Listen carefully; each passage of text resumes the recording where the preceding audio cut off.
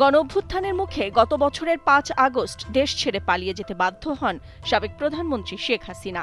আশ্রয় নেন ভারতে। এরপর থেকে গত ৬ মাস তিনি দেশটিতে অবস্থান করছেন।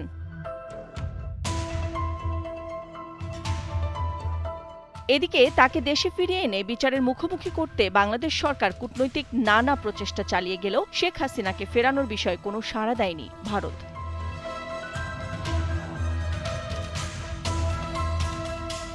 এবার বাংলাদেশের ক্ষমতাচ্যুত প্রধানমন্ত্রী শেখ হাসিনাকে ভারতে আশ্রয় দেওয়ার বিষয়ে সে দেশের জনগণ কি ভাবছেন তা নিয়ে একটি জরিপ চালিয়েছে ভারতীয় গণমাধ্যম India Today. Mood of the nation শিরোনামের এ জরিপে হাসিনাকে আশ্রয় দেওয়া নিয়ে ভারত সরকারের সিদ্ধান্তের বিষয়ে জনগণের মতামত জানতে চাওয়া হয়।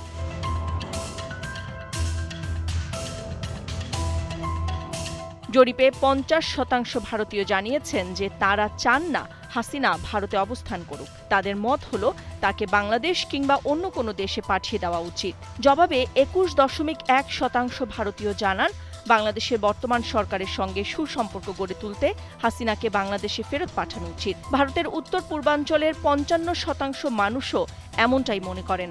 আর ২৯.১% ভারতীয় মনে করেন হাসিনাকে বাংলাদেশে না পাঠিয়ে অন্য কোনো দেশে পাঠানো যেতে পারে।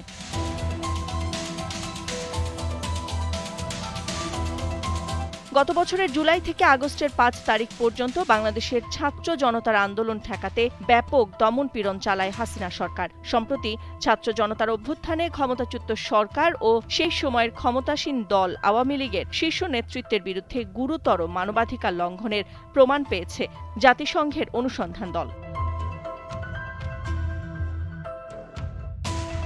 তাদের প্রতিবেদনে বলা হয়েছে, স্বৈরাচারী সরকার নিরাপত্তা বাহিনী, গোয়েন্দা সংস্থা এবং দল ও সহযোগী সংগঠনগুলোকে যুক্ত করে মাত্রাতিরিক্ত বল প্রয়োগ করেছে।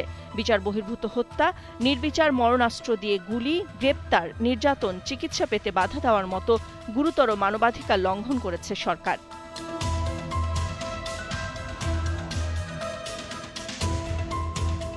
সরকারি ও বেসরকারি হিসেবের পাশাপাশি অন্যান্য সূত্র থেকে পাওয়া তথ্য অনুযায়ী এতে ১,৪০০ মানুষ নিহত হয়ে থাকতে পারে, যাদের বেশিরভাগই নিহত হয়েছেন নিরাপত্তা বাহিনীর ব্যবহৃত মরণাস্ত্র ও শটগানের গুলিতে। নিহতের মধ্যে ১২ থেকে ১৩% শিশু। আহত হয়েছেন হাজারো মানুষ। এছাড়াও ১১,৭০০ এর বেশি মানুষকে গ্রেপ্তার করেছে র্যাব ও পুলিশ। নাদিরা জাহান, দীপ্ত সংবাদ, ঢাকা।